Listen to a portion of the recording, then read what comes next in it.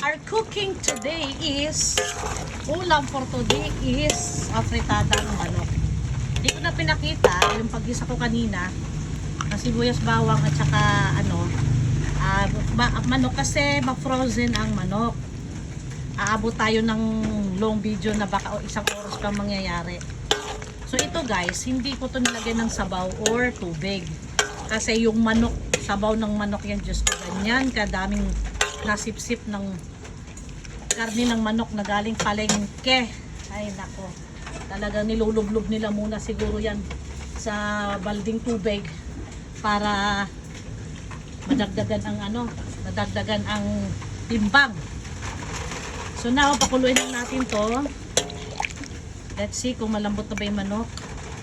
Medyo malambot naman Ngayon, maglagay ako ng konting may asin ako kanina, konti.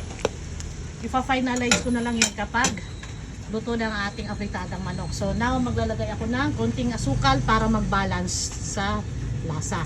Ihahalo ko na rin ang carrots or ilagay ko na ang carrots kasi siya medyo matigas. Kasi itong manok, mabilis na tumaluto kasi kanina pa to nakasangkot siya. Hindi ko na pinatuyo yung sabaw ng manok kasi madudurog na yung karne ng manok. Isang kulo lang nito, ilalagay ko na yung patatas. So habang hinihintay kong kumulo ang ating afritadang manok, dahil nilagay ko na yung sauce, maghihiwa naman ako ng kalamansi para magbalanse yung asim ng kalamansi at ng tawag nito, tomato sauce. Hugasan ko muna. Ayan, hugas.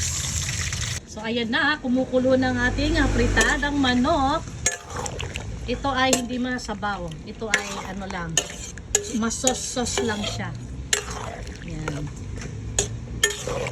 Pakuluin natin ng husto. So while habang hinihintay natin na kumulo ng husto ito, ilalagay ko na yung 5 pirasong piniga na kalamansi. Pampabalansi ng asin. So, hintayin natin kumulo bago natin ilagay ang patatas naman. Ano ginagawa ko dito, John? Habang nagluluto ako, buti tumila ang ulan. Oh. Grabe, straight na. Pag ito natapos tong linggong to, wala na, 3 weeks ng ulan. Yan, sobra. Bukas walang ulan. Kaya, pag nasa labas ako maghapon, basa ang pa ako. Ano na yan? So now, napakuluan na ng gusto ang carrots. Ilagay na natin ang patatas. Ayan. Para hindi sila ma-overcook.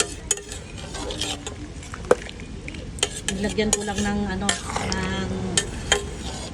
interval sa paghalo. Ayan. So pakuluin natin ulit. And then tikman natin mamaya. Or tikman ko na ngayon yung lasa kung okay na ba. Okay na ang timpla. Ang alat, ang asim, at ang namis-namis niya okay na. Swak na. Very nice na kayo. By the way, yung manok pala natin is almost 3 kilos. 2 kilos mahigit. Tapos, mga 400 grams na carrots at mga 400 grams din na patatas. Now, dahil napakuluan na natin ang patatas, medyo hilaw-hilaw pa siya, ilalagay ko na ang sili bell. Walang green, pulo pula. Okay lang, masarap pa din.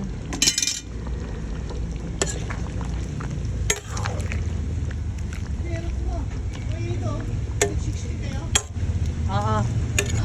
Dali lang.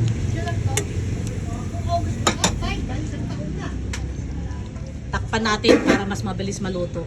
Eto na, luto ng ating afritadang manok na very saucy.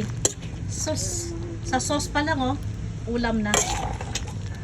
Amoy pa lang, gugutumin ka na. Okay, gusto na po ko patatas lang daw siya. Luto na!